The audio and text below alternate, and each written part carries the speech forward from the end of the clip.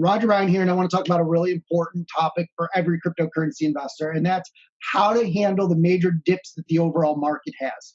So there's some terminology that's used from an industry standard perspective, not just in cryptocurrency, but the overall macro investment markets. And you hear people use these incorrectly all the time. So that you aren't one of those people, let's talk about what they are. First off, a correction is a 10% decline from a 52-week high in an individual asset or in an overall market. A crash is a 10% change in the price of an asset in one day. So that means that it needs to happen within 24 hours.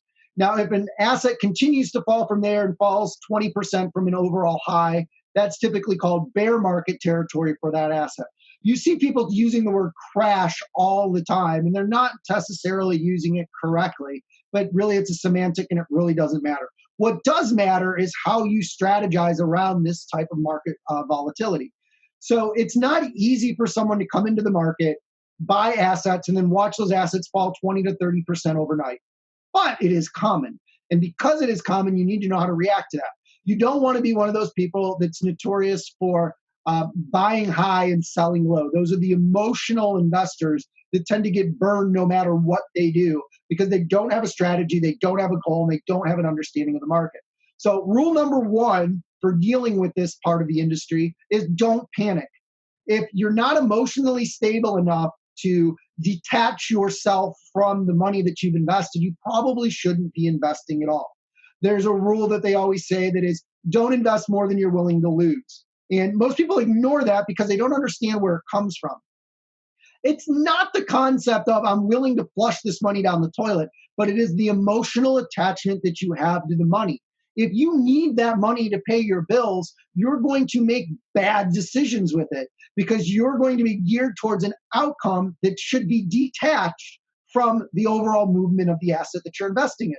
The asset doesn't care that you need to pay your rent, buy your groceries, or that you planned on going on vacation with that money. If you detach it from that, it becomes much easier for you to be a strategic investor in the space. So in order to not panic, don't invest more that you can afford to lose, and don't invest money that you're emotionally attached to. Because if you can detach, you can actually ride these through to opportunity. The next thing is you've got to determine, rule number two, determine what caused the crash or the decline in value. One of the things that you'll see in the overall cryptocurrency markets today is regulation having a negative impact in the overall market.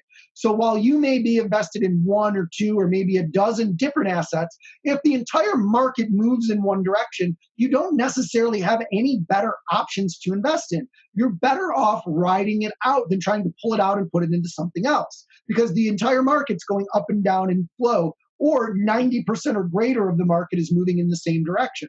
Now, if it is an overall market move, there's not really much you can do about that. But now if the decline is associated with the specific coin, meaning that that coin goes down when the rest of the market stays even or goes up, or it's no longer pegged to an overall movement of other assets, then you've got to look at why. What happened? Did they expand the number of coins that were available? Did they have a failed product launch? Are they involved in some type of fraud? Did they get delisted? Are they under SEC review? Those are all things that could actually lead to a negative price movement in those assets.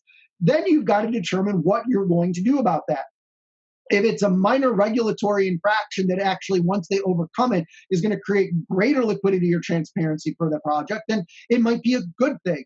But if the SEC is shutting them down or going across exchanges and having them delisted from all of those exchanges, it might be a bad thing. So you've got to look at what exactly is going on so that you can make your decision.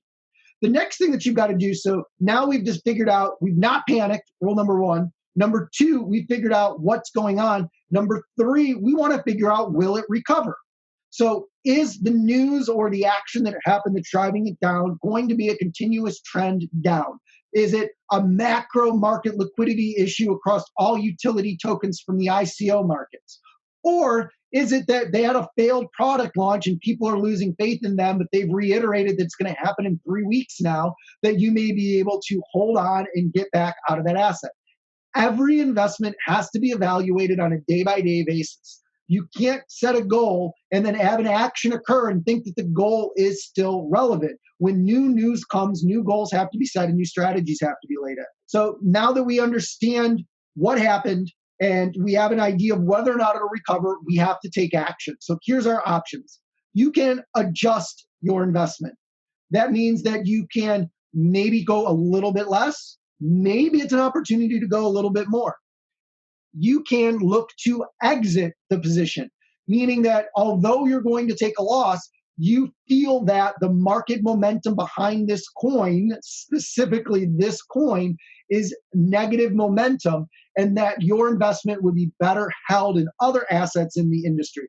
So you don't sell a dip of a coin when the overall market dips, because that makes no sense. The coin isn't acting based on news relevant to specifically it. It's acting on overall market news. So that might be an opportunity to buy more if you have more net capital. But if it goes a different direction than the overall market and you feel that it's going to continue to go to that direction, you can exit. The third choice is just hold, meaning that you had a specific reason for getting involved in this and you have a long-term view on this project, and that these current ebbs and flows in a negative direction, which will eventually lead back to a positive direction if you believe that in that asset, will lead to profitability over time, and you're going to allow the asset to have that opportunity. So as we reiterate these rules, I'm going to pull them back up. Don't panic. Determine the cause. Figure out if it's going to come back up, and then take action. The worst thing that you can do is be paralyzed or confused. There is plenty of resources out there. There's places that you can talk to people. There's places that you can research. There's ways for you to understand what's going on in the overall market and the individual projects. And then you have to make your best judgment call. But I will reiterate the fact that you have to detach yourself from the money that you invest in any investment. But most importantly, in a highly volatile market like cryptocurrency, it's not just don't invest the money that you can't afford to lose. It's don't invest money that you're emotionally attached to, because you will make bad decisions because the asset does not care what you planned on doing with that money. Hey, if you like the content of this video, I'd love for you to subscribe to our channel. We've got new content coming out all the time. Or click the link below. We've got a lot of great free training for you. We're always here to help you. I really appreciate you taking the time to watch this video, and we'll see you in the next one. Peace.